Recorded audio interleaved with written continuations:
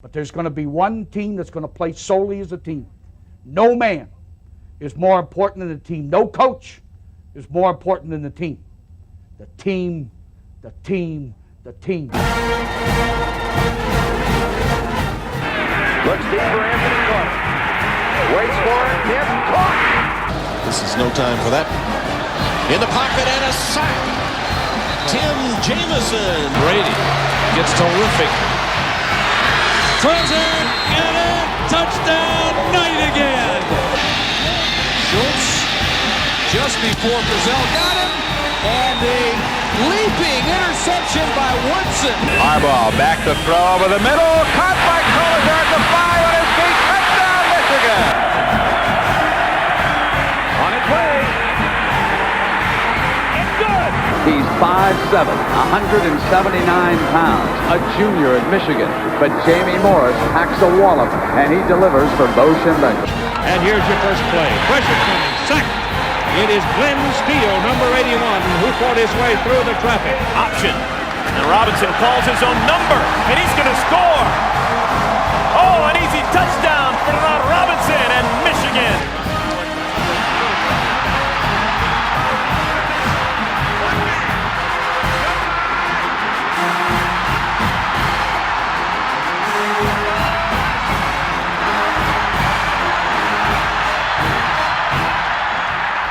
Win it.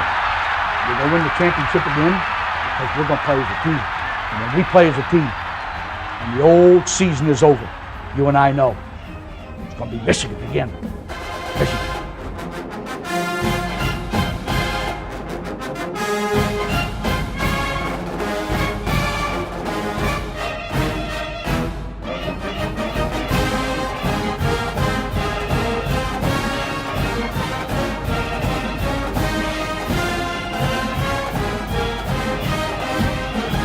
Go Blue, and welcome to part 2 of our 2018 college football preview here on Michigan Podcast.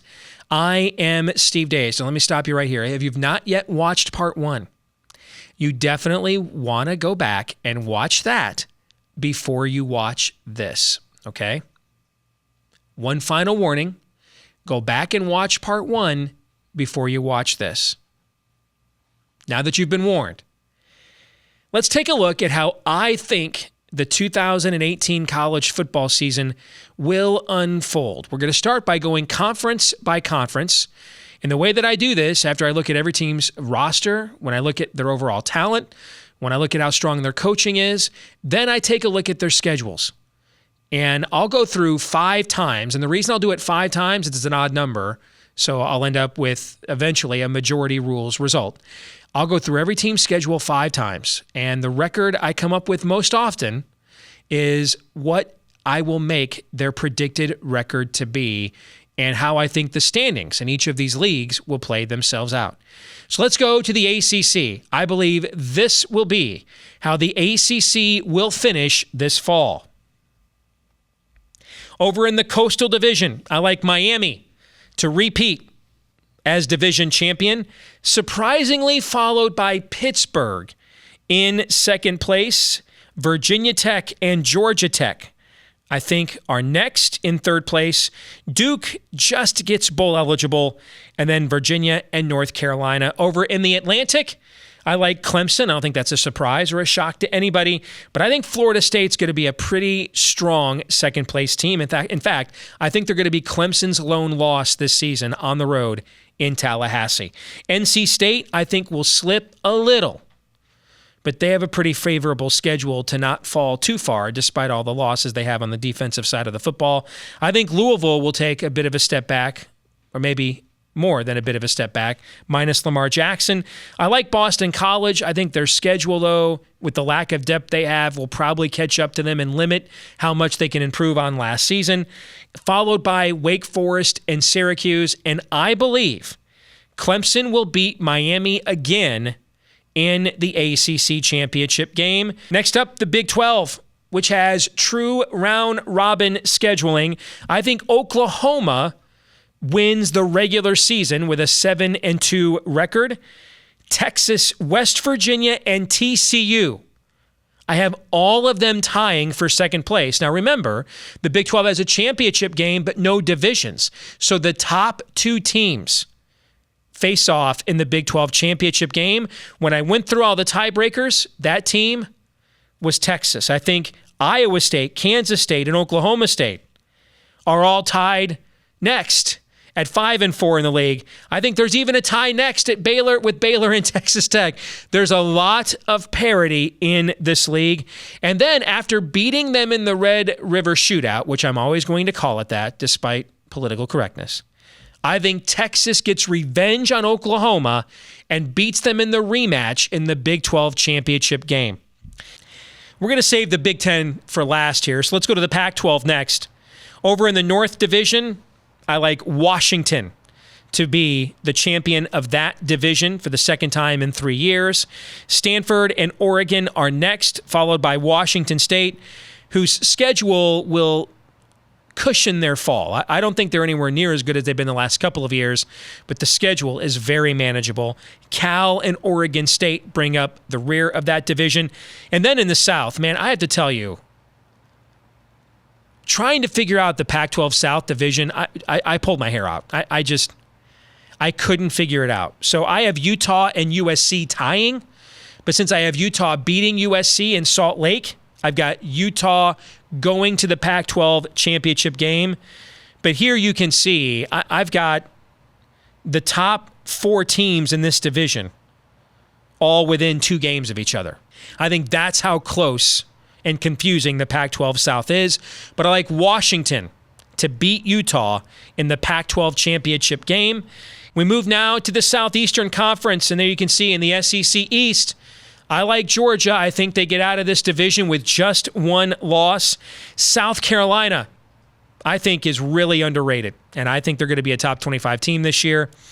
I think South Carolina is a strong second place. I think Florida has a big bounce back year under Dan Mullen.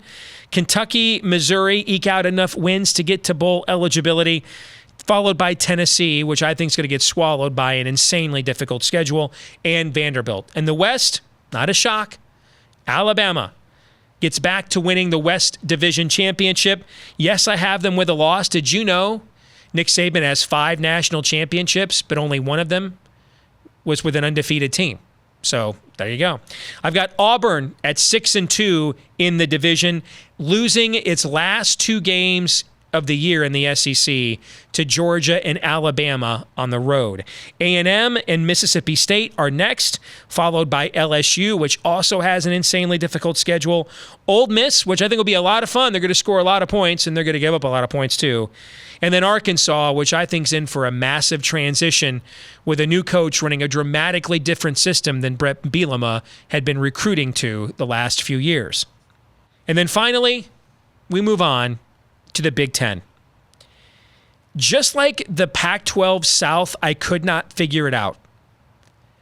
I spent literally a week trying to figure out the Big Ten East. The various tiebreakers, I really didn't find any of the top 4 teams had one schedule that was dramatically friendlier to the other teams.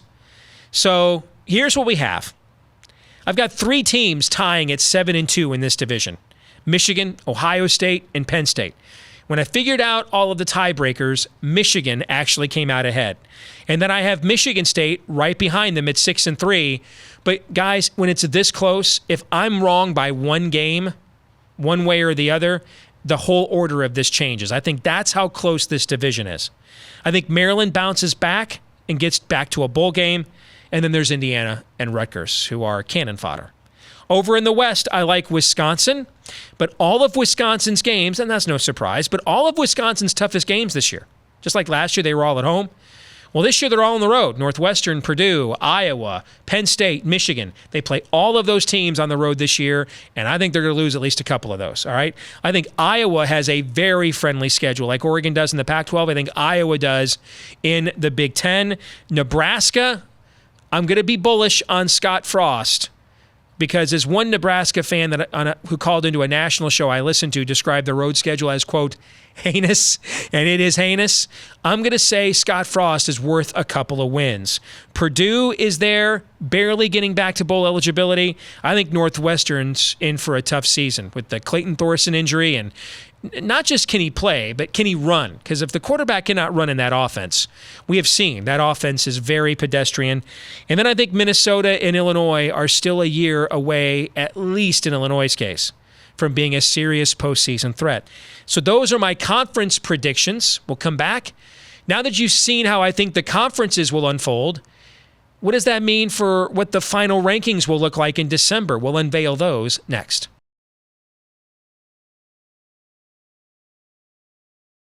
Back here on Michigan Podcast, I'm Steve Deace, and now we find out how I believe the season will unfold as we march on with our 2018 preview, part 2.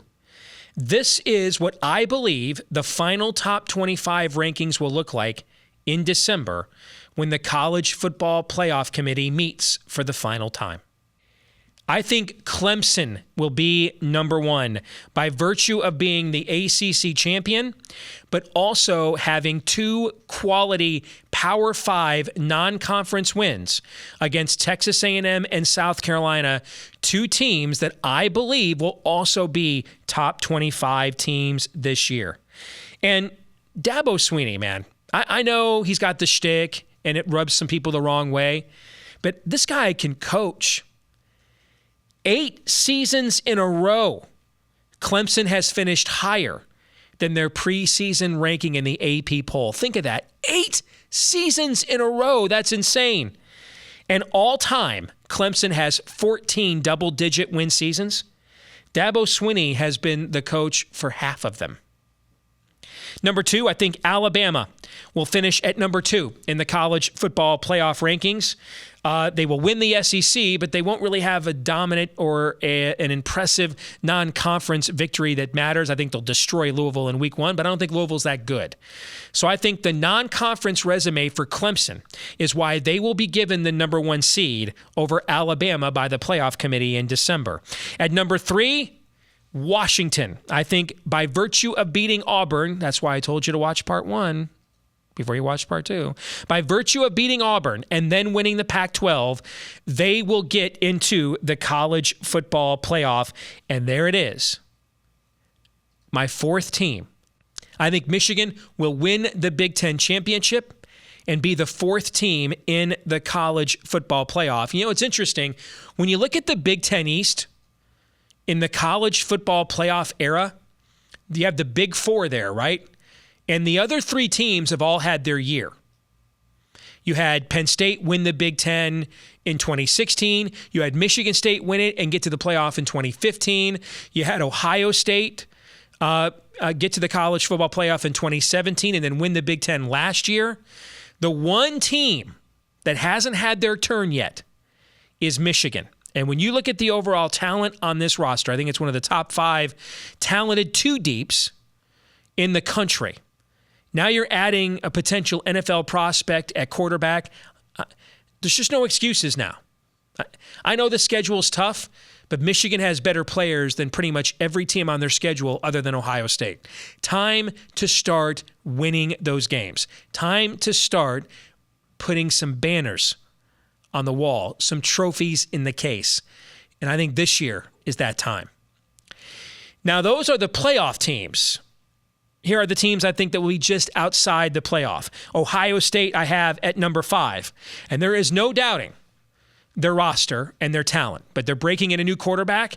And I think Dwayne Haskins may eventually be better overall as a quarterback than J.T. Barrett. But J.T. Barrett, statistically, and in terms of resume and accomplishment, he's the best quarterback that school's ever had. I don't think that's easy to replace from a leadership standpoint. Also, Urban Meyer has never won back-to-back conference championships in a Power 5 league. And he's coached at Florida and Ohio State, 2 schools with a lot of resources. So he never won back-to-back SEC titles, and he's not won back-to-back Big Ten titles either. Georgia at number 6. You know, Georgia just dominated their 2017 schedule. Their average margin of victory was over 25 points a game. They lost a ton of talent. I just don't see a lot of teams, though, on their schedule that I think can beat them. So I still think they're absolutely a playoff contender. Miami is at number 7. Penn State is at number 8. Even though they lose a generational player in Saquon Barkley, they bring back the best quarterback the school has had since Kerry Collins. And I think Trace McSorley is kind of poised for a Baker Mayfield kind of season. I don't know that he'll lead his team to the playoffs, but I think they're going to be very reliant on him, and he's going to have a monster year for the Nittany Lions. Wisconsin is at number 9. We mentioned all of their toughest games this year are away from Madison. And then I have Texas. I think they will finish the year at number 10 after beating Oklahoma in the Big 12 championship game. Auburn begins the second 10 at number 11. Now, last year they almost became the first 2-loss team to make the playoffs, but did you know that Auburn has finished with 4 losses or more for 4 years in a row and 6 of the last 8? Doesn't seem like they've lost that many games, but they have. In fact, Auburn has not had consecutive double-digit win seasons since the late 80s, 88 and 89. Since 1993, the Tigers have declined by 4.2 wins the season after winning 10 games or more like they did last year. So this is a program that when it is good, it is very good. But when it's not, it's not. Oklahoma is at number 12. I still think they have the best overall personnel in the Big 12, but you have to believe losing Baker Mayfield is the difference in a game or two. Florida State is next at number 13. Michigan State at number 14. And Notre Dame at 15 as we continue with how I think these teams will finish the year. And one note here on Notre Dame. Since 1993, the Irish have alarmingly regressed by an average of 5.8 wins per season after reaching the double-digit victory threshold. That's crazy. That's crazy. We talked about a minute ago how up and down Auburn is. How about that stat? Notre Dame declines by more than 5 wins after winning double-digit games over the last quarter century. Oh, by the way, what was Notre Dame's record last year? 10-3. Stanford is number 16. You look at that schedule in the opening month for Stanford. San Diego State, who beat them last year. USC, Oregon, and Notre Dame. They're going to play all those teams in the first month of the year. Yikes. South Carolina is at number 17, one of my underrated teams coming into the season. Another one of my underrated teams coming into the year is Iowa, where you have a very friendly schedule. 4 of Iowa's 5 road games. Are you ready for this? Minnesota, Indiana, Purdue, and Illinois. If they go anything worse than 3-1, fire everyone. If they go anything worse than 3-1 against that road schedule, fire everyone. Everyone. Florida Atlantic is at number 19. That's because I think they're going to be the highest placing group of 5 team this year in year 2 under Lane Kiffin. And then there's Oregon, one of my other under-the-radar teams, at number 20. That's where I think they'll finish right around 9-3-ish this season. West Virginia's at number 21. I love Will Grier. I love David Sills, but man, you got to stop somebody. Even in the Big 12, you got to get like one stop in the Big 12, okay? By the way, the 7 years prior to joining the Big 12, West Virginia won at least 8 games every one of those seasons. Since joining the Big 12, they've won only 8 games or more one time. Florida is at number 22. I think they have a bounce back year with Dan Mullen, as I said before. Texas A&M, I think they get into the top 25 as well at the end of the year. And then the final 2 teams, even though I think Utah will represent the Pac-12 South, I think USC, by virtue of upsetting Notre Dame at home, the final game of the year, will vault back into the bottom end of the top 25 at the end of the season. And then Boise State, I think if it's not Florida Atlantic, I think Boise State represents the group of 5 in the New Year's 6 bowl games. Then you look at the best of the rest. I love Mississippi State's roster, and I love Joe Moorhead as a play caller, but he's never been a head coach before, and he inherits a schedule that has 5 road games against teams that were bowl eligible or better last year. I've got Utah, who I think will win the Pac-12 South, LSU, which has crazy talent, an even crazier schedule, and a crazy head coach.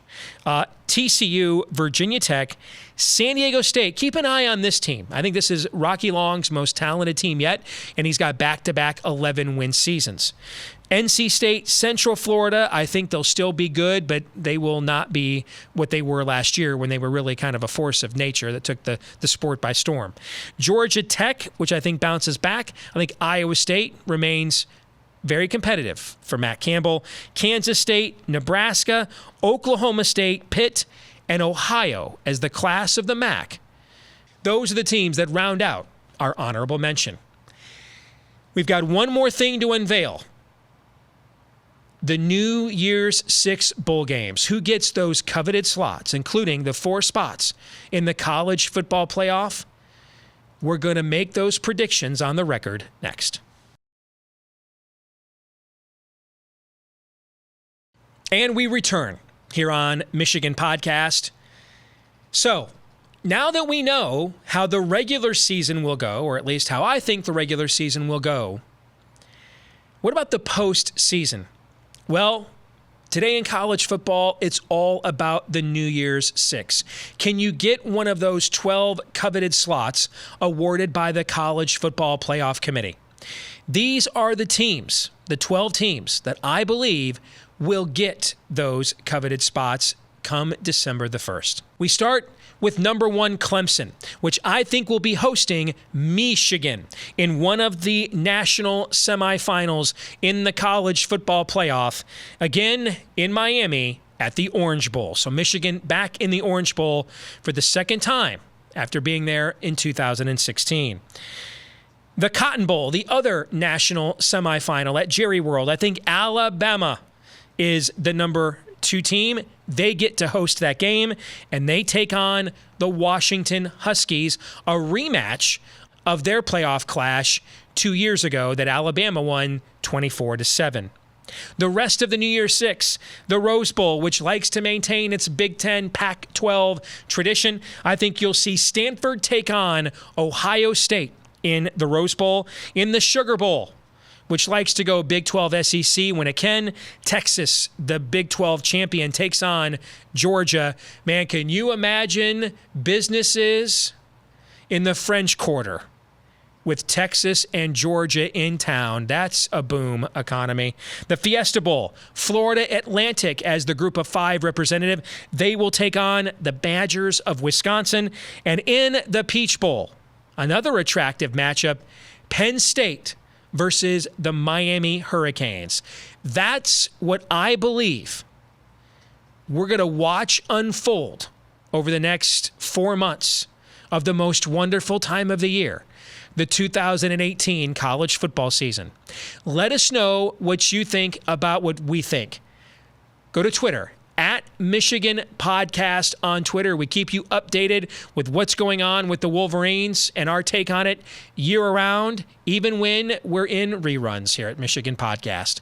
At Michigan Podcast on Twitter. Want to thank Michael Spath, the WTKA, Detroit Sports Podcast, and so many of you that help us to get the word out each and every week about Michigan Podcast. When we come back with our next episode, we would have had Big Ten football media days. Michigan would have opened fall camp. We'll have many more team-related notes to react to. Until then, go Blue.